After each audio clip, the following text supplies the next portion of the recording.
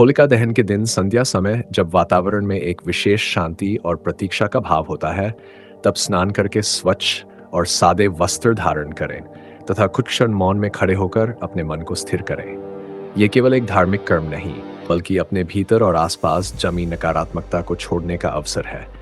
इसी भाव के साथ खुले स्थान में लकड़ी, उपले और सूखी टहनियों से होलिका सजाएं। होलिका के पास पहुंचकर पूर्व या उत्तर दिशा की ओर मुख करके खड़े हों या बैठें और 3 गहरी श्वास लेकर मन को वर्तमान क्षण में लाएं। अब हाथ में थोड़ा सा जल लेकर मन ही मन संकल्प करें कि मैं आज होलिका दहन के पावन अवसर पर अपने जीवन से भय, क्रोध, अहंकार, ईर्ष्या, रोग, दरिद्रता और नकारात्मक प्रभावों को अग्नि को समर्पित कर रहा हो रही हूँ तथा अपने परिवार, समाज और स्वयं के लिए शांति, सद्बुद्धि और साहस की कामना करती हूँ। इसके बाद होलिका के पास रोली, अक्षत और फूल अर्पित करें। यह प्रकृति और जीवन के प्रति कृतज्ञता का प्रतीक है। कच्चा सूत होलिका पर अर्पित करते समय यह भावना रखें कि जैसे धागा कच्चा होकर भी मजबूत संबंध बनाता है, वैसे ही हमारे संबंधों में भी सच्चाई और मजबूती बनी रहे।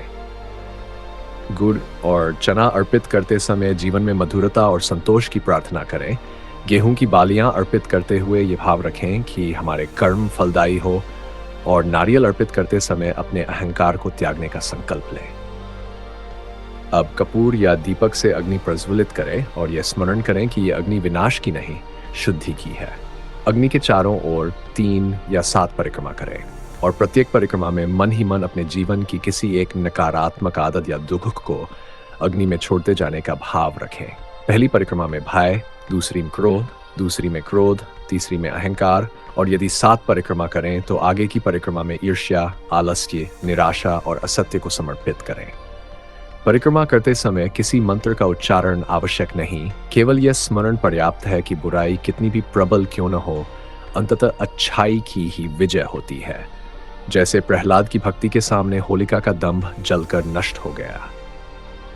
परिक्रमा पूर्ण होने पर कुछ क्षण अग्नि को निहारें और अपने जीवन की उन बातों को याद करें जिनके लिए आप आभारी हैं। फिर हाथ जोड़कर प्रार्थना करें कि हमारे विचार शुद्ध हो, वाणी मधुर हो, कर्म सत्य के मार्ग पर चले और हमारे घर परिवार पर कोई नकारात्मक छाया न पड़े।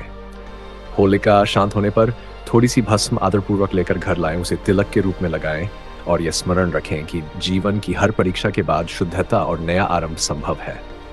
अंत में प्रसाद ग्रहण करें और दूसरों को भी प्रसन्नता बांटें, क्योंकि होलिका दहन का वास्तविक अर्थ तभी पूर्ण होता है जब हमारे भीतर और हमारे व्यवहार में भी अच्छाई का प्रकाश प्रकट हो।